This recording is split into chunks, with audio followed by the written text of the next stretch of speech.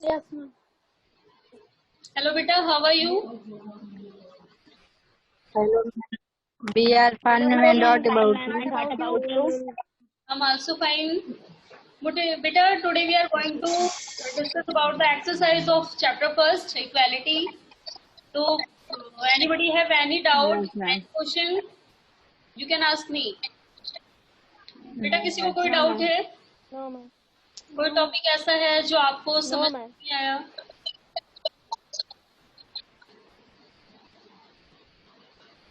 Yes बेटा, किसी को कोई डाउट नहीं है?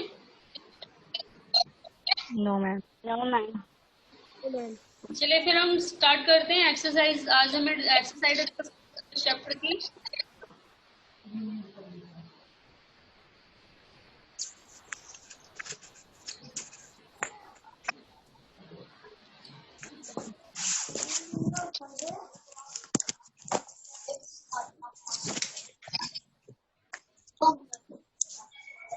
यस बेटा, सभी को स्क्रीन शो हो रही है? Yes, ma'am. Yes, ma'am. चलिए, वेरी गुड। तो सबसे पहले हम स्टार्टिंग करते हैं क्वेश्चन नंबर फर्स्ट से। एक बार बेटा हाँ, बिफोर मूविंग द एक्सरसाइज एक बार हम डिस्कस कर लेते हैं हमने कौन कौन से टॉपिक पढ़े हैं चैप्टर में। ठीक है, तो हम Yes, स्टार्ट ma'am. करते हैं स्टार्टिंग से कांता की स्टोरी से। हमने कांता की स्टोरी Yes, पढ़ी ma'am. थी। सबसे पहले स्टार्टिंग होती है चैप्टर की वोटिंग की लाइन से, जहां पर सभी वोट कास्ट करने के लिए खड़े हैं और यहाँ पर सभी ने लाइन लगाई हुई है, चाहे कोई किसी भी बैकग्राउंड को रेफर करता हो। देखिए यहाँ पर जैसे teacher, trader, student, domestic worker. And हमने क्या पढ़ा था कि जो कांता के मालिक हैं वो भी खड़े थे इसी लाइन में, ये रहे अशोक जैन। इसके अलावा ये बेरोजगार है, Yes, ma'am. अनएम्प्लॉयड है, ये भी आदमी खड़ा है। तो जो वोटकास्ट की लाइन होती है, वोटकास्टिंग करने के लिए जो लाइन लगाई जाती है उसमें सब लोग बराबर होते हैं। ऐसा नहीं बोला जाता कि तुम पीछे जाओ क्योंकि तुम कमजोर हो या तुम सोशली बैकवर्ड हो या तुम इकोनॉमिकली डाउन हो, ऐसा नहीं कहा जाता है। जब भी वोटिंग के लिए लाइन लगाई जाती है तो उसमें सारे इक्वली Yes, ma'am. होते हैं, सबको इक्वल माना जाता है। फिर हमने कांता की स्टोरी में एक दूसरा पहलू भी देखा था। एक दूसरे जो हम एक दूसरे सीन पे गए तो हमने क्या देखा, जो उसकी बेटी है वो बहुत बीमार है, लेकिन वो अपनी बीमार बेटी के साथ रह भी नहीं सकती क्योंकि उसके पास पैसे नहीं है और उसे अपनी बेटी की दवा कराने के लिए पैसे चाहिए, जो कि उसे कहाँ से लेने थे, अपनी मालकिन से। फिर वो जाती है, वहां का सारा Mali. काम कंप्लीट करती है, अपनी मालकिन से पैसे मांगती है और एंड में वापस आती है। ठीक है, फिर दूसरा हमने क्या देखा था, ये Yes, हॉस्पिटल ma'am. Yes, में ma'am. लाइन लगाती है, लेकिन ये वाली जो लाइन है ये मॉर्निंग वाली लाइन से काफी डिफरेंट है, क्योंकि उसे यहाँ पर केवल अपने जैसे ही लोग दिखते हैं, गरीब लोग, कोई भी दूसरा या इकोनॉमिक जो अपग्रेडेड पर्सन है, जो अमीर व्यक्ति हैं, वो कोई नहीं दिखते इसे। यहाँ सारे इसे अपने जैसे व्यक्ति दिखते हैं। ठीक है बेटा, इसके बाद हमने स्टोरी पढ़ी थी Yes, ma'am. Yes, कवि ma'am. वाल्मीकि की, जो कि उन्होंने अपनी Yes, ma'am. ऑटोबायोग्राफी की है, जूठन, जिसमें उन्होंने अपनी स्टोरी के बारे में बताया था कि Yes, किस ma'am. तरह मुझसे मेरे साथ डिस्क्रिमिनेशन होता था, किस तरह मुझसे अनइक्वली ट्रीट किया जाता था। उसके बाद हमने नेक्स्ट जो स्टोरी पढ़ी थी mister and Mrs Yes, ma'am. Bukhari की। इसमें इन लोगों के साथ भी अनइक्वली ट्रीट किया गया क्योंकि ये लोग दूसरे रिलीजन को बिलोंग करते थे। Yes, ma'am. फिर क्या पढ़ा था Yes, ma'am. हमने, रिकॉग्नाइजिंग डिग्निटी, जहां पर हमने पढ़ा था कि इन लोगों का भी स्वाभिमान होता है, इन लोगों का भी अपना प्राउड होता है, और जब इनके साथ कोई बुरा बिहेव करता है तो इन्हें हर्ट होता है। उसके बाद हमने इक्वालिटी इन डेमोक्रेसी पढ़ा था। कॉन्स्टिट्यूशन में हमारे जो इक्वालिटी है उसे किस तरह दिया गया है, किस तरह मनवाया गया है, और इसके हमने दो तरीके भी पढ़े थे।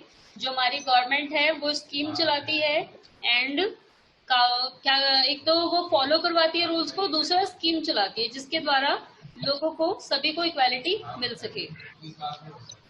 बट ऐसा हो नहीं पाता सभी लेवल, मतलब पूरे लेवल पे ऐसा हो नहीं पाता है, क्योंकि इसमें बहुत सारे ऐसे लोग हैं जो अपने राइट्स के प्रति अवेयर नहीं है, उनको पता ही नहीं कि हमें राइट्स भी मिले हुए हैं, क्योंकि वो पढ़े लिखे ही नहीं है।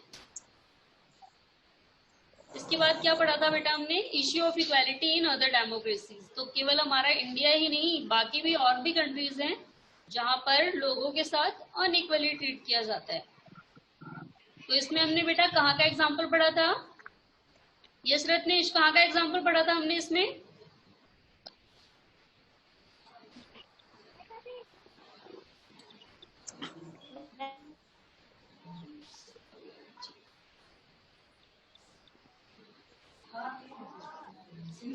उत्कर्ष आप बताइए बेटा, कहाँ के बारे में पढ़ा था हमने, और कौन से देश में लोगों के साथ अनइक्वली ट्रीट किया जाता है?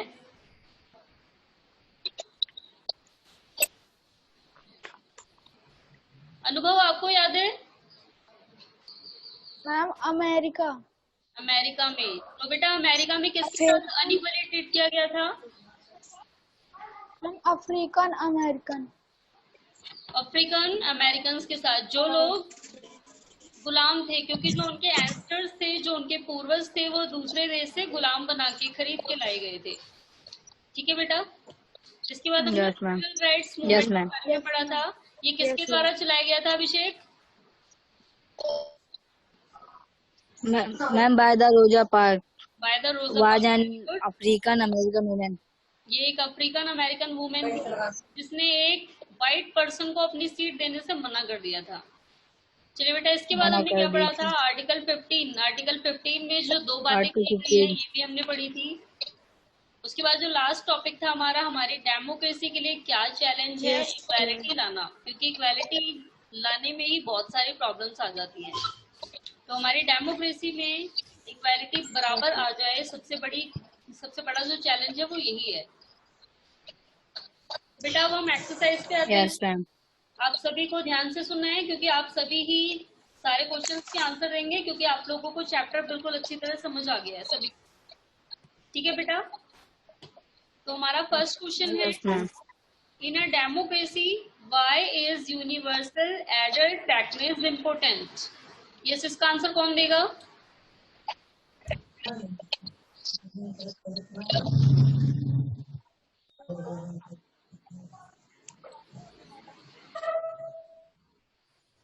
यस महिमा, बेटा पहले क्वेश्चन की मीनिंग बताइए। क्वेश्चन में क्या पूछा है आपसे? यस महिमा।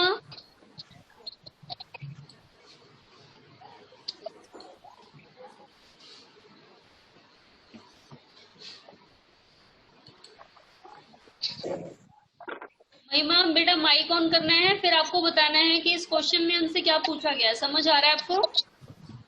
यस महिमा बोलिए बेटा। Yes ma'am. क्या बताना है आपको इस क्वेश्चन में? Ma'am in a democracy, ma'am से पूछा गया है कि एक लोकतांत्रिक बेटा महिमा की आवाज प्रॉपर नहीं आ रही है। यस अलका बोलिए।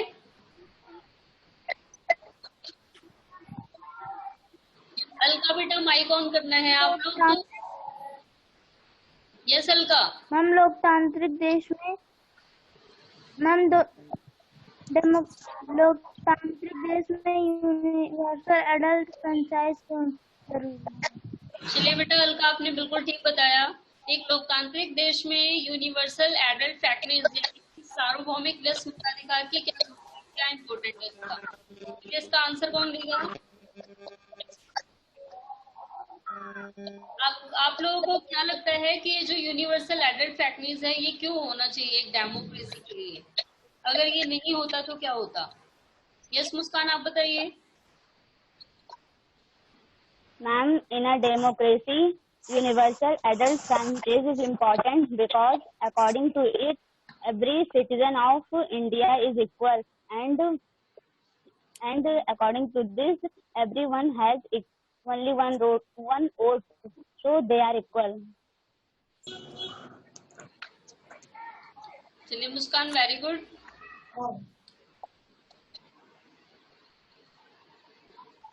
यस प्राची आप बताइए बेटा। यूनिवर्सल एडल्ट ये हमारे डेमोक्रेसी के लिए क्यों इम्पोर्टेंट है? Ma'am, in a democracy, every citizen is equal. The concept of universal adult Francis is based on the equality. Therefore, it is important in a democracy. Under universal adult franchise, every adult, irrespective of caste, creed, religion, sex, or is allowed to vote. चलिए बेटा, very good. Prachi ने बिल्कुल ठीक ठीक बताया। Yes अनुराग, आप बताइए बेटा। Ma'am, this is a very important aspect of democratic society. It means that all adults, those who are 18 and above citizens, have the right to vote irrespective of their social or economic backgrounds. Very good, very good Anurag, आपने बिल्कुल ठीक बताया। तो बेटा हमारी democracy के लिए, हमारी डेमोक्रेटिक गवर्नमेंट के लिए यूनिवर्सल एडल्ट पैकेज जो है ये मोस्ट इम्पोर्टेंट है, क्योंकि अगर ये राइट हम लोग को प्रोवाइड नहीं किया जाता है तो हम सभी बराबर नहीं है। क्योंकि हमने जब कांता की स्टोरी स्टार्ट की थी तो बेटा हमने स्टार्टिंग में ही पढ़ा था कि उसने जब वो वोट कास्टिंग के लिए गई तो उसने क्या देखा कि सब लोग एक ही रो में खड़े हैं। इसका क्या देखा कि उसके जो मालिक थे मिस्टर जैन, वो भी उसके साथ खड़े थे और वो बहुत खुश हो गई, क्योंकि उसने लगा कि जो हमारी जो सरकार है वो हमारी पार्टिसिपेशन के थ्रू चुनी जाती है। तो ये बेटा यूनिवर्सल एडल्ट पैकेज इसलिए इम्पोर्टेंट है क्योंकि ये हर नागरिक को, यहाँ के हर सिटीजन को श्योरिटी दिलाता है कि हम सभी को बराबर के राइट्स हुए हैं। एंड दूसरा बेटा उनके अंदर कॉन्फिडेंट आता है कि जो सरकार है वो हमारे द्वारा चुनी गई होती है और इसलिए ये हमारे लिए ही काम करेगी। ओके बेटा, समझ आ गया सभी को? Yes, ma'am. Yes, ma'am. Read the box on Article 50. Article equality. चलिए अनुभव, आप बताइए बेटा इस क्वेश्चन में आपसे क्या पूछा गया है? मैम दोबारा पढ़े उस बॉक्स को जिसमें आर्टिकल 15 के बारे में लिखा है और ऐसे दो तरीके बताएं जिससे आर्टिकल 15 बताता है। मैम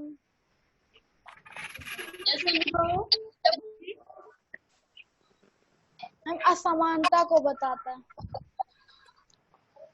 चलिए बेटा अनुभव, राइट बेटा।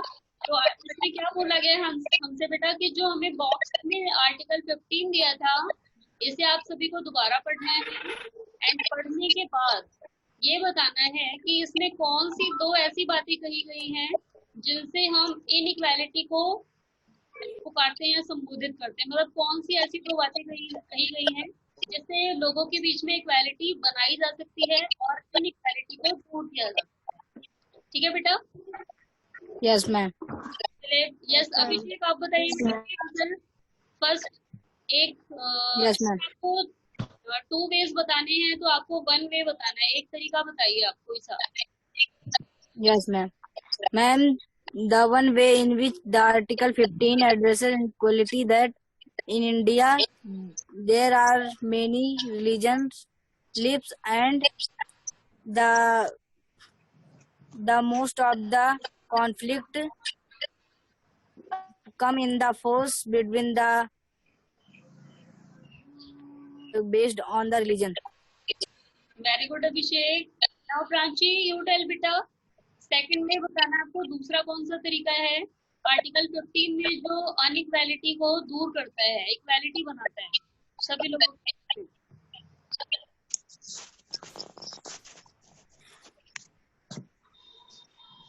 Yes प्रांची। Ma'am, the use of bell, tanks, bathing gates, roads, and place of public restaurant. प्रांची के बाद कनेक्ट हो गया।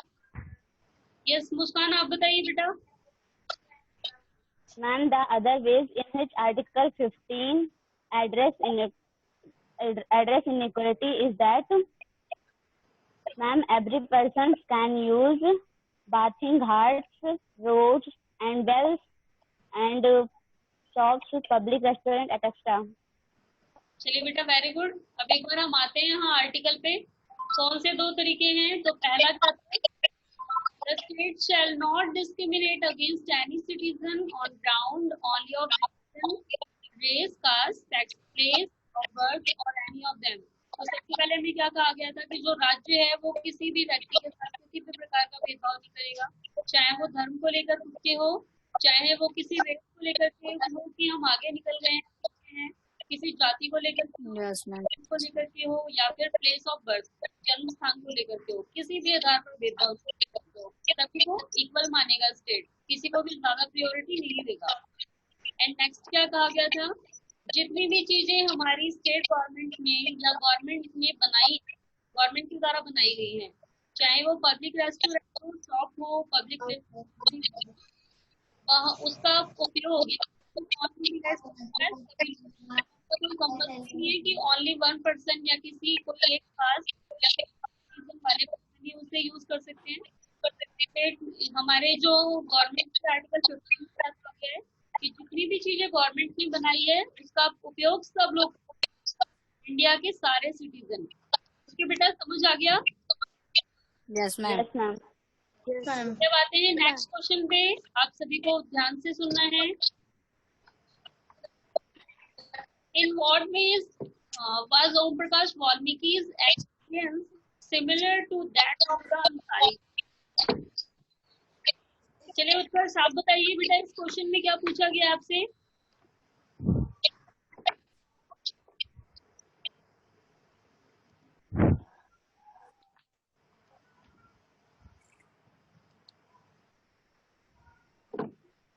अलका आप बताइए बेटा। मैम कोई दो रीजन बताना है।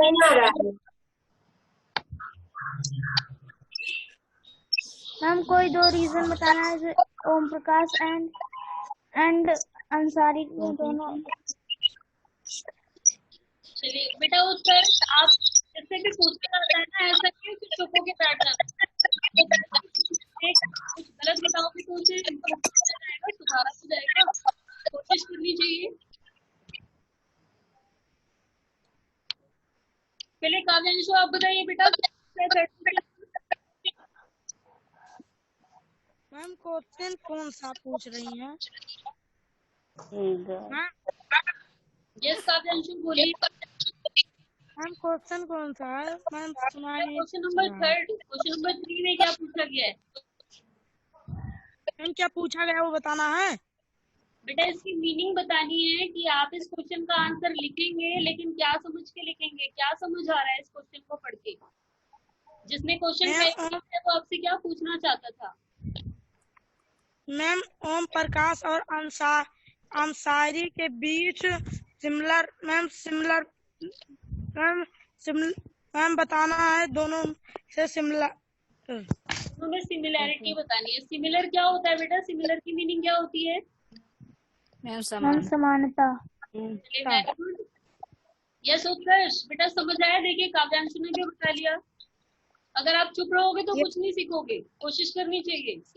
तो इसमें क्या पूछा बेटा हमसे कि ओम प्रकाश वाल्मीकि एंड अंसारी जो फैमिली थी, इन दोनों के एक्सपीरियंस में, यानी उनके साथ जो फील हो रहा था, जो उनका अनुभव था, जो वो फील कर रहे थे अपने आसपास के माहौल से, तो दोनों में कुछ सिमिलरिटीज थी। क्या सिमिलरिटीज थी ये बताना है आपको।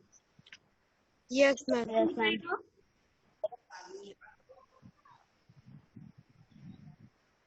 चलिए अनुराग आप बताइए बेटा, आपको कौन सी सिमिलरिटी नजर आई दोनों के बीच में? मैम they didn't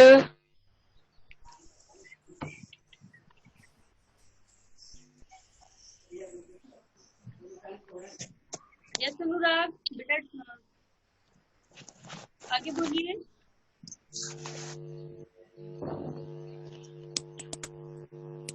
चलिए आकृति आप बताइए बेटा, आपने दोनों की स्टोरी पढ़ी थी, दोनों के बीच में क्या सिमिलरिटीज थी?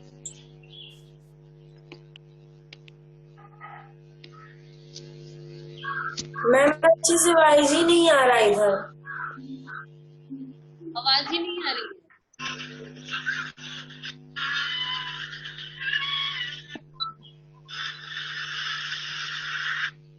चलिए अलका आप बताइए। ओम प्रकाश वाल्मीकि एंड अंसारी हम दोनों लोअर कास्ट के थे। दोनों बेटा दोनों लोअर कास्ट से नहीं थे, जो ओम प्रकाश वाल्मीकि थे वो लोअर कास्ट से थे, एंड जो अंसारी फैमिली थी वो दूसरे रिलीजन से बिलोंग करते थे। चलिए अनुभव आप बताइए बेटा, दोनों के एक्सपीरियंस में क्या सिमिलरिटी थी? Ma'am, Om Prakash Valmiki and Ansari, both of them are not treated equally. चलिए बेटा वेरी गुड, दोनों के साथ इक्वल बिहेव नहीं करते। नेक्स्ट पॉइंट आप बताइए मुस्कान, और क्या Ma'am, the similarities between Om आपकी हमसे Prakash आवाज आ रही है बेटा, Valmiki. इसलिए आपको मेरी आवाज प्रॉपर नहीं सुनाई दे रही। बाकी सभी बच्चों को प्रॉपर आवाज आ रही है, तो आप किसी ऐसी जगह बैठिए बेटा जहाँ आवाज ना आ रही हो। यस मुस्कान बताइए बेटा। Ma'am, the similarities between Om Prakash Valmiki and Ansaris were that they both were subjected to discriminated and the dignity of them is violated. Very good बेटा, तो मुस्कान ने बिल्कुल ठीक बताया, दोनों के ही साथ डिस्क्रिमिनेशन किया जा रहा था। Both are discriminated by the social background. दोनों ही जो हमारा जो समाज है उसके द्वारा डिस्क्रिमिनेट किए जा रहे थे, भेदभाव किया जा रहा था हमारे समाज के द्वारा। एंड जो दूसरी बात थी वो क्या थी कि दोनों की जो डिग्निटी है, दोनों की जो गरिमा है, दोनों के स्वाभिमान को ठेस पहुंची थी, क्योंकि उनके साथ ऐसा बिहेव किया गया, उन्हें जताया गया कि तुम हम जैसे नहीं हो और हम तुम्हें बराबर नहीं मानेंगे, तुम हमसे पिछड़े हो। तो इसलिए उनकी जो डिग्निटी है वो हर्ट हुई थी। समझ आ गया बेटा आप सभी को? Yes ma'am. इसको 2 पॉइंट्स लिखने हैं। पहला आप यही लिखेंगे कि उनके साथ अनइक्वली ट्रीट किया गया था, एंड दूसरा क्या लिखना है कि dignity of both are violated by the people. लोगों के द्वारा उनकी डिग्निटी को, उनके स्वाभिमान को हर्ट किया गया था। फिर बेटा आते हैं नेक्स्ट क्वेश्चन पे, fourth question. What do you understand by the term equal before the law? Why do you think it is important in a democracy? चलिए अनुराग आप बताइए बेटा, इस क्वेश्चन में क्या पूछा गया आपसे?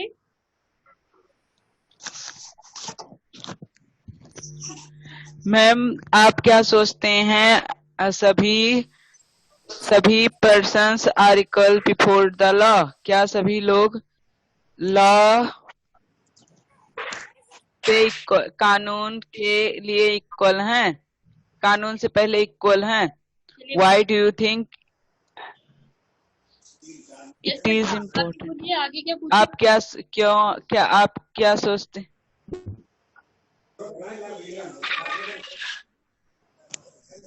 यस बेटा आगे क्या बोला है, आगे क्वेश्चन में क्या पूछा है हमसे?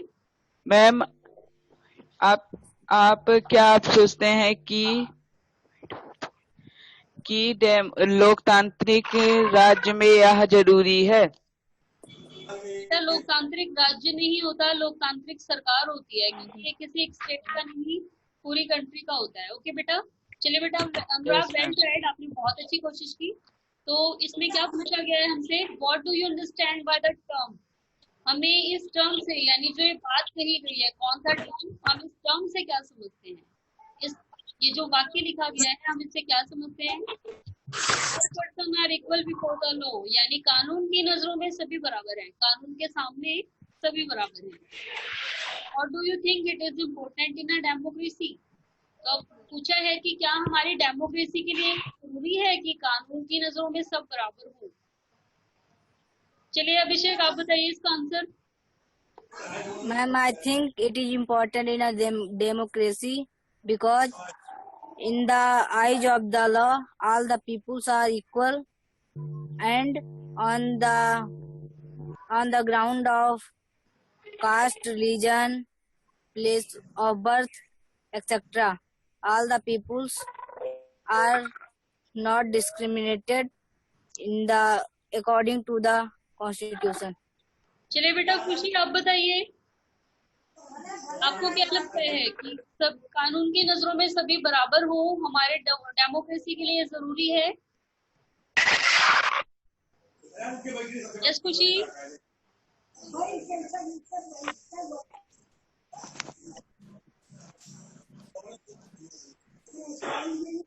तो खुशी आपको बताना है यस या नो तो बोल सकते हो आप, ऐसे चुप रहने से कुछ नहीं आता।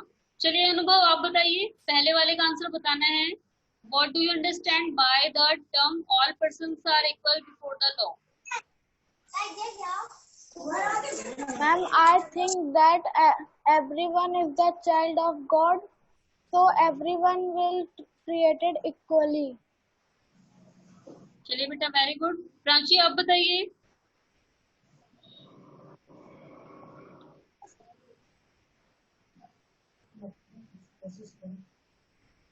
यस अभिषेक आप बताइए बेटा, आप इस वाक्य से क्या समझते हैं, क्या समझ आता है आपको, ये वाक्य कहाँ सही बैठता है?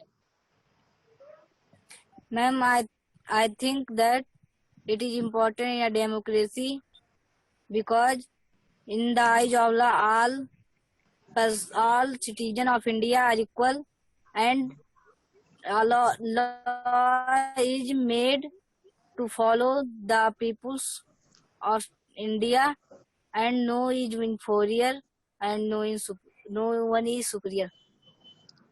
बेटा वेल ट्राइड अभिषेक, मैंने आपसे केवल आंसर पूछा था what do you understand by the term all persons are equal. आप इस टर्म से क्या समझते हैं, ये टर्म कहाँ सही होता है? तो इसमें क्या लिखना है आपको, the term all persons are equal before the law, ये कहाँ यूज होता है? That means everyone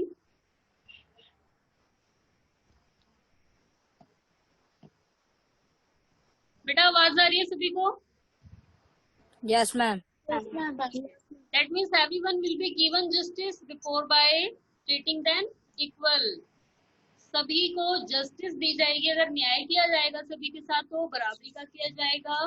even a president और अ हाउस होल्ड वर्कर, तो चाहे वो हमारे देश का राष्ट्रपति हो, चाहे कोई घरेलू महिला हो या कोई घरेलू कामकाज करने वाला कोई व्यक्ति हो।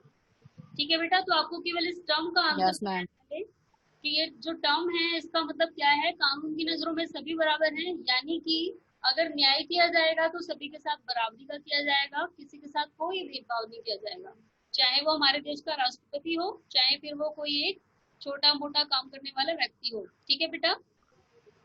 Yes, ma'am. Yes, ma'am. मतलब जो आगे आपसे पूछा है कि why do you think it is important in a democracy, क्या आप सोचते हैं कि हमारी डेमोक्रेसी के लिए इम्पोर्टेंट है? तो इसका आंसर अभिषेक ने बिल्कुल सही दिया था कि ये हमारी डेमोक्रेसी के लिए बिल्कुल इम्पोर्टेंट है, क्योंकि अगर हमारे देश में सभी को कानून की नजरों में बराबर माना जाएगा तभी सब लोग मानेंगे।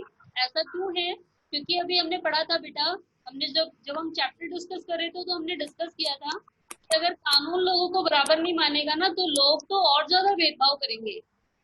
वो भेदभाव इसलिए कम करते हैं क्योंकि उन्हें डर है कि उन्हें पनिशमेंट दी जा सकती है। तो अगर कानून सभी को बराबर नहीं मानेगा तो हमारे देश में जो डिस्क्रिमिनेशन होता है वो ज्यादा हो जाएगा। लेकिन जो हमारी गवर्नमेंट है उसने सभी लोगों को बराबर मान लिया है, तो इससे क्या हो गया है, हमारे देश में मोस्टली सभी समाज में जो डिस्क्रिमिनेशन था वो लगभग खत्म हो चुका है। कहीं कहीं पाया जाता है, लेकिन वो लोग भी छुपे तौर पे करते हैं, अगर वे भी पकड़े गए तो उन्हें पनिश किया जाएगा। ओके बेटा, समझ आ गया सभी को? Yes, ma'am. Yes, ma'am. Yes, ma'am. इसका answer Yes, ma'am. Yes, ma'am. Yes Muskan बेटा, अब एक बार आप बताइए इसका answer, why do you think all persons equal before the law, its statement is important for our democracy. And this statement is important for our democracy because before the law every person is equal, and if the law will not create equally with every person, then our citizen of India will not discriminate equally with each other. चलिए बेटा, very good. अब हम आते हैं last question पे, अपने question number 5। ये बेटा मैं आपके साथ जब मैं चैप्टर पढ़ा रही थी तब मैं डिस्कस कर चुकी हूँ इस टाइप की स्टेटमेंट, याद है आप सभी को या भूल गए? Yes, ma'am. Yes, ma'am. Yes, ma'am. अब एक बार क्वेश्चन पढ़ते हैं, क्या हमसे क्या पूछा गया है यहाँ पर। According to the right of person with disability act 2016, तो दिव्यांग जन अधिनियम अधिकार आया था 2016 में।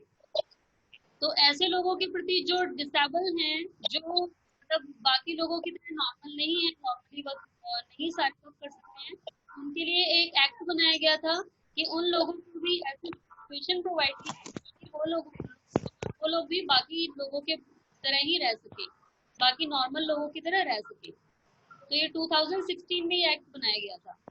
Persons with disability have equal rights and that the government should make possible their full participation in society. And जो हमारी गवर्नमेंट है, जो हमारी सरकार है, वो सारी ऐसी सिचुएशन बनाएगी, उनके लिए सारी ऐसी कंडीशन बनाएगी कि वो भी अपने अधिकार को पा सके। और दूसरा उनके माइंड में ये आए कि समाज में हमारा भी पार्टिसिपेशन है, समाज में हमारी भी भागीदारी है। ऐसा ना समझे कि नहीं पिछड़े हैं, हम कुछ नहीं कर सकते, हम किसी लायक नहीं है। तो उन्हें सरकार का जो मेन एम है वो यही है कि उन लोगों को फील कराए कि हम भी इम्पोर्टेंट हैं। The government has to provide education and integrate children with disabilities into mainstream school. तो जो हमारी गवर्नमेंट है वो क्या करती है, वो इन लोगों को भी एजुकेशन प्रोवाइड कराती है और इंटीग्रेट करती है, इन चिल्ड्रंस को भी स्कूल में दाखिला दिलवाती है। जो डिसेबल स्कूल हैं इन्हें भी मेन स्ट्रीम स्कूल में, मेन स्ट्रीम का मतलब जो जहाँ पर नॉर्मल बच्चे पढ़ते हैं उनके साथ ही। This law also states that all public places including building, schools, etc. should be given accessible and provided with ramp. And दूसरा हमारी सरकार जो है वो एक और अरेंजमेंट करती है। क्या अरेंजमेंट करती है? जितने भी पब्लिक प्लेसेस हैं, चाहे वो कोई बिल्डिंग हो चाहे स्कूल हो, वहां पर ऐसे लोगों के लिए रैंप बनाए जाएं। रैंप जहां पर इन्हें किसी की हेल्प ना चाहिए हो, ये अपने आप ही जा सके। ठीक है बेटा? Yes ma'am. जैसे कि इन लोगों के लिए लिफ्ट वगैरह लगाई जा सकती है ताकि ये लोग आसानी से चढ़ सके, ऊपर नीचे आ सके, बाकी लोग इनकी हेल्प ना करें, क्योंकि अगर बाकी लोग हेल्प करते हैं तो इनके भी डिग्निटी हर्ट हो जाएगी। इन्हें लगेगा कि अरे हम तो बेसहारा हो गए हैं, हम नहीं कर सकते, हमें पूरी जिंदगी, पूरी अपनी लाइफ में किसी और के सहारे ही चलना होगा। काव्यांशु समझ आया बेटा? चलिए अब ध्यान से सुनना है, इस क्वेश्चन का आंसर आप बताओगे। ठीक है काव्यांशु? चलिए अब क्या पूछ रहा है अब आगे हमसे? Look at the photograph and think about the boy who is being carried down the stairs. तो सबसे पहले आपको ये फोटोग्राफ देखनी है जो यहाँ दी हुई है, एंड इस बच्चे के बारे में सोचना है, इस लड़के के बारे में जिसे सीढ़ियों से नीचे लाया जा रहा है। Do you think the above law is being implemented in his case? क्या आपको लगता है काव्यांशु कि यहाँ पर हमारी जो सरकार ने जो एक्ट बनाया था वो लागू हो रहा है? यस काव्यांशु? Yes ma'am. अभी मैंने बेटा ये इतना आपको पढ़ के बताया पूरा डिटेल में हमारी सरकार ने क्या योजना बनाई है, तो अब आपसे ये पूछ लिया गया है यहाँ पर कि क्या इस बच्चे के साथ वो सारी चीजें फॉलो अप की जा रही हैं? यस प्राची आप बताइए।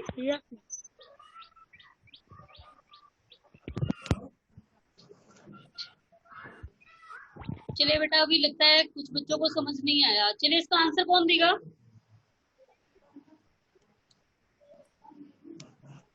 Yes ma'am. यस अभिषेक आप बताइए। Yes, I think the above law is being implemented in his case because the government has provided free education and integrate children with disability yes into अनुभव आप बताइए mainstream बेटा। schools. Yes, ma'am. I think it is implement of law because the child would think that he is disabled to move. चलिए मुस्कान आप बताइए बेटा। Ma'am, I think in this photograph, the law is not being implemented in this case because the boy is carried by the security guard and he can feel that he is disabled. चलिए बेटा तो यहाँ पर ये जो rule है ये implement नहीं हो रहा है। क्यों नहीं हो रहा? क्योंकि अभी हमने पढ़ा कि जो हमारी सरकार है अगर इन बच्चों को बाकी स्कूल के बच्चों में दाखिला करवा देती है, इनको इंटीग्रेट करती है इस स्कूल में, तो उससे यहाँ पर ऐसी सिचुएशन, ऐसी पॉसिबिलिटीज पैदा करनी चाहिए कि ये लोग अपने आप ही आ जा सके, इनको किसी की हेल्प की जरूरत ना पड़े। अभी हमने देखिए नीचे मैंने आपको बताया था कि स्कूल में बिल्डिंगों में रैंप लगवानी चाहिए या फिर लिफ्ट लगवाई जानी चाहिए, ताकि ये बच्चे खुद से ही Yes, आ ma'am. जा सके, इन्हें किसी और की हेल्प की जरूरत ना पड़े। तो अब आप बताइए क्या इस कंडीशन में ये जो रूल है ये इम्प्लीमेंट हो रहा है? No, ma'am. No, ma'am. नहीं, समझ आ गया ना सभी को? Yes, ma'am. Yes ma'am. Yes, बेटा ma'am. इन्हें बेसहारा नहीं बनाना है, इन्हें इस लायक बनाना है कि अपने आप को भी समझ सके कि हाँ हमारी भी पहचान है, हमें किसी के सहारे की जरूरत नहीं है, हम भी आगे कुछ कर सकते हैं। ठीक है बेटा? Yes, ma'am. Yes, ma'am. देखिए आपसे पूछा भी है आगे क्वेश्चन में, how would his being carried down the stairs affect his dignity as well as safety. तो इसे नीचे लाया जा रहा है, तो इससे क्या इसकी डिग्निटी हर्ट नहीं हो रही होगी? हर्ट हो रही होगी No, ना? हो रही होगी। Yes, ma'am. Yes, ma'am. क्योंकि इसे लग रहा होगा कि मैं तो सहारा हूँ, जब भी ये नीचे आएगा ये खड़ा हो जाएगा अपनी अगर ये मान लो व्हील चेयर पे है तो ये व्हील चेयर पे खड़ा हो जाएगा कि लोग आए मुझे लेके जाएं। ये बिल्कुल कोशिश नहीं करेगा कि नहीं मैं खुद भी खड़ा हो पाऊँ। दूसरा, जब ये ऊपर रहेगा तब भी बेसहारा ही रहेगा कि लोग आए मुझे नीचे लेके जाएं। घर पे भी इसी तरह का बिहेवियर करेगा। दूसरा, पढ़ाई में भी ये और अदर एक्टिविटीज में भी ये इसी तरह परफॉर्म करेगा कि मैं बाकी लोगों से पिछड़ा हुआ हूँ, मैं आगे नहीं बढ़ सकता। ठीक है बेटा? Yes, ma'am. तो Yes, इसके ma'am. लिए ऐसी सिचुएशन प्रोवाइड की जाए कि ये भी बाकी लोगों के बराबर फील करे। एंड बेटा दूसरी बात की इसकी सेफ्टी को भी यहाँ पर खतरा हो सकता है। सपोज दैट अगर जो इसे उठा के लेके जा रहे हैं नीचे, अगर इनमें से कोई भी मिस हो गया तो ये लड़का गिर जाएगा ना? Yes, ma'am. Yes, ma'am. तो यहाँ पर ये जो तरीका है इससे इसकी डिग्निटी एंड इसकी जो सेफ्टी दोनों ही हर्ट हो सकती है। समझ आ गया बेटा सभी को?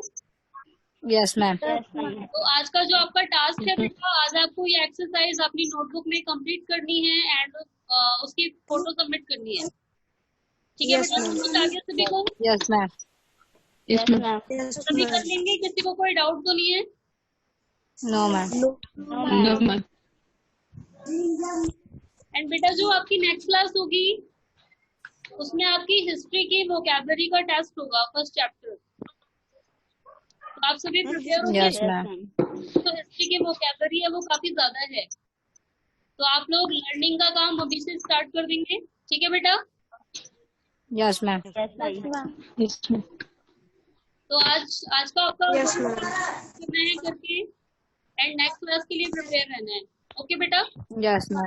Yes, ma'am. Yes, ma'am. Okay, goodbye everyone. Goodbye, ma'am. Goodbye. Goodbye.